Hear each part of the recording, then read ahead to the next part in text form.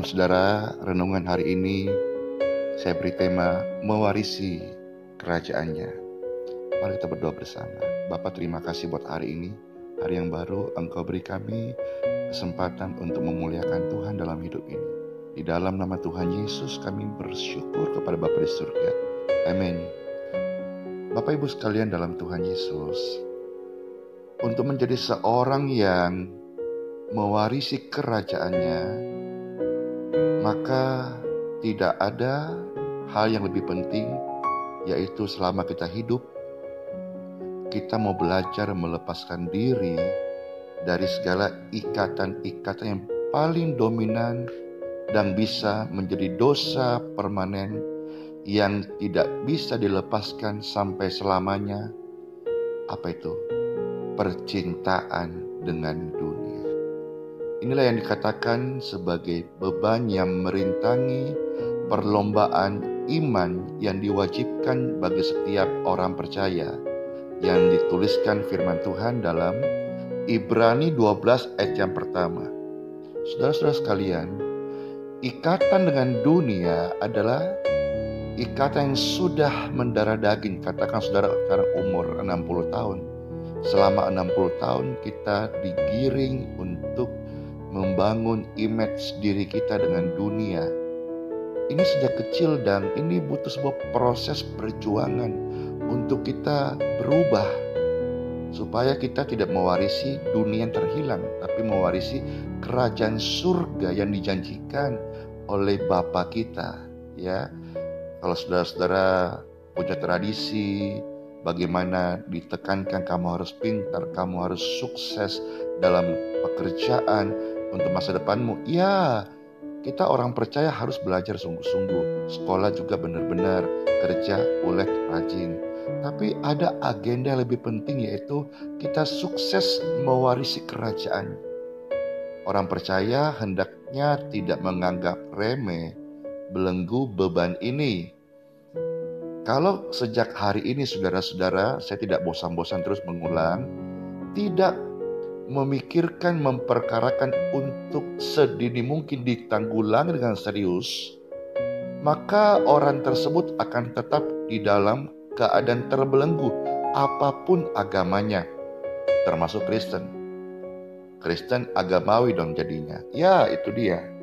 Nah, banyak orang merasa bahwa hal ini bukan bahaya besar, sebab mereka tidak pernah berjuang dengan sungguh-sungguh melepaskan diri dari ikatan percintaan dunia.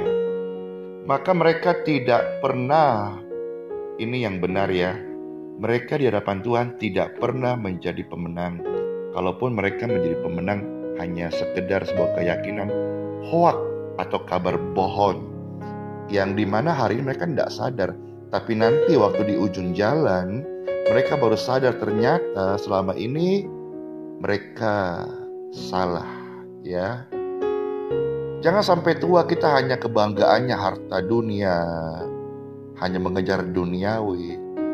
Sekalipun hal-hal tersebut tidak terucap di mulut kita ya, tetapi sudah terpatri dalam jiwa setiap manusia. Kalau seseorang menganggap hal melepaskan diri dari ikatan dunia sebagai hal yang ya nanti gampang, masih muda, nanti saya kalau sudah tua tobat sungguh-sungguh. Ini meremehkan saudaraku. Padahal Tuhan kasih kita hari, bulan, waktu, tahun untuk kita memiliki kesempatan untuk melepaskan percintaan tawanan dengan dunia yang fana ini. Karena tujuan kita bukanlah kanaan duniawi, tapi kanaan surgawi. Nah, banyak hari rohaniawan yang merasa telah terbebas dari belenggu ini, padahal jabatan sebagai rohaniawan, pendeta, gembala, majelis itu tidak membuat ia kebal atau otomatis lepas dari belenggu ini. Justru orang-orang Farisi lebih kuat belenggu-belenggunya kalau dia merasa dihormati, merasa paling benar, dan firman Tuhan dia merasa tahu banyak dan tidak lagi dikoreksi hidupnya, tidak lagi mengubah hidupnya menjadi serupa Tuhan Yesus. Ini sangat berbahaya. Mereka apalagi kalau sudah terpatri dalam jiwa dan pikiran mindset mereka Mereka sudah terbebas dari ikatan duniawi. Ini sangat berbahaya. Mereka tidak ada peperangan di wilayah itu. Maka orang-orang itu akan merasa diri sudah rohani, padahal terusannya masih duniawi. Kehidupan rohani yang dimaksud di sini adalah tidak lagi menilai materi, jabatan, kekayaan, fasilitas dunia sebagai nilai tertinggi dari pencapaian atau pusat kebahagiaan manusia tersebut. Nah, sejatinya saudara-saudara, orang percaya harus memiliki kehidupan yang memiliki perbedaan mencolok dengan mereka yang tidak dipanggil sebagai umat pilihan, warga kerajaan surga.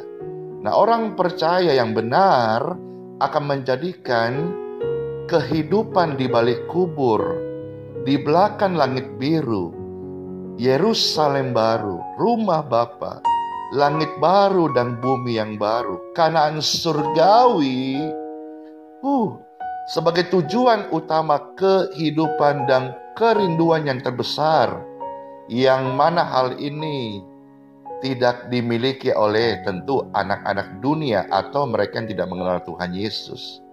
Nah, oleh sebab itu mari saya ajak kita terus mempersiapkan diri untuk menyambut kedatangan Tuhan, hari yang besar itu. Persiapan ini saya sebut berkemas-kemas. Sebab apa kita perlu berkemas-kemas sedini mungkin? Sebab ini menyangkut kehidupan kekal kita, kehidupan di mana kita akan berjumpa dengan mempelai surgawi, kehidupan di mana kita akan menyongsong awan-awan permai. Nah, ini berarti kita harus mengutamakan perkara-perkara rohani atau yang memiliki nilai yang kekal. Bapak Ibu sekalian, hal ini dapat dilakukan dengan kesetiaan. Setia, hendaklah setia. Bahkan sampai kitab Wahyu ditutup dengan kata, hendaklah mereka yang bertelinga setia. Iman itu bukan titik, iman itu garis lurus, belajar seumur hidup. Iman itu terus menerus belajar, dan nanti waktu kita meninggal, rapotnya Tuhan kasih sama kita. Dan itulah kebenaran kehidupan sebagai orang Kristen, yaitu hidup yang ada kita melakukan kehendak Bapa di surga.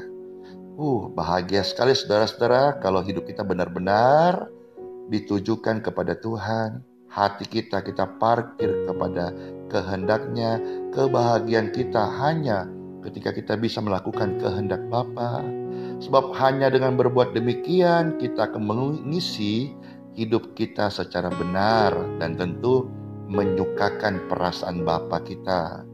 Inilah yang saya sebut keberuntungan di atas segala keberuntungan, ya. Dengan demikian, seseorang atau orang benar, kita semua orang percaya, memiliki hidup yang berkualitas dan arah tujuan kita jelas, yaitu hidup bersama Tuhan, dan orientasi serta proyeksi kita adalah hidup kekal. Wow. Dan bila kita memiliki warna atau keadaan hidup seperti ini, maka hidup kita jauh lebih berarti dari baik dia tokoh politik, baik dia seorang yang terkenal, artis, aktor yang terkenal mana saja.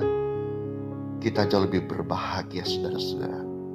Sebenarnya inilah kehidupan yang didambakan oleh semua manusia. Oleh karena itu hendaknya kita tidak lagi menunda untuk melangkah dan bergerak bersama dengan Tuhan Yesus. Minta pimpinan Roh Kudus. Ini suatu tanda pola kehidupan yang tidak mau lagi kita tukar kebahagiaan surgawi dengan kefanaan.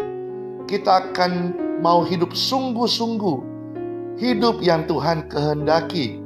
Kita akan hidup sebagaimana Tuhan memanggil kita dan membangun keintiman terus sampai Tuhan menjemput kita. Dan saudara-saudara, bila warna hidup kita seperti ini, maka kita hanya senantiasa merindukan Tuhan. Ini bukan berarti kita tidak bekerja loh ya. Kita tetap harus bekerja, tetapi kita tahu semua pekerjaan, kuliah, harta kita yang kita punya. Saudara, saya ngomong gini bukan saudara malas-malasan, harap cepat mati. Saya doakan saya dan saudara umur panjang. Bukan kita malas-malasan gak kerja, terus harta kita kencang. Bukan itu, uang saudara. Tapi maksudnya semua kita pakai itu untuk memuliakan Tuhan. jangan menjadikan kesenangan kefanaan ini sebagai berhala. Sebab pada umumnya saudara-saudara, orang-orang Kristen yang tidak menganggap penting hidup kekal mereka menganggap bahwa pertobatan sungguh-sungguh itu sudah terjadi waktu terima Tuhan Yesus, sehingga mereka tidak ada satu kerinduan atau upaya berubah menjadi seperti Tuhan Yesus. Mereka hanya berkata, aku anak Tuhan, tapi mereka tidak membuai kehidupan, menggambarkan kehidupan anak Tuhan. Kalau anak pasti ada sifat-sifat bapaknya dalam segala hal, dan sejatinya harus memang demikian. Saudara-saudara sekalian, mari jangan sampai kita orang Kristen tapi kita melakukan sifat-sifat iblis, ya. Kalau kita nonton sinetron, kita bergairah luar biasa. Kalau hobi-hobi nonton bola atau hobi-hobi yang lain, liburan, kita bergairah luar biasa.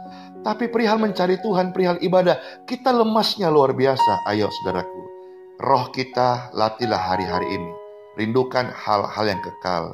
Memang pada mulanya tidak mudah. Kalau engkau memulai hari ini, banyak rayuan, banyak bujukan, banyak tawaran duniawi untuk menikmati kesenangan sesaat ini.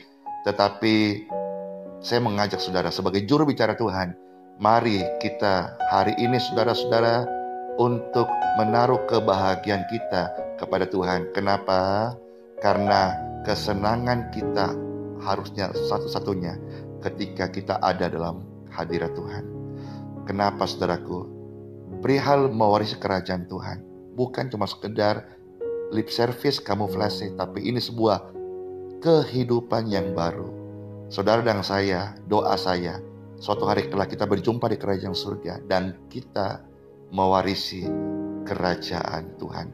Dan doa saya yang mendengar suara renungan ini, engkaulah pewaris kerajaannya.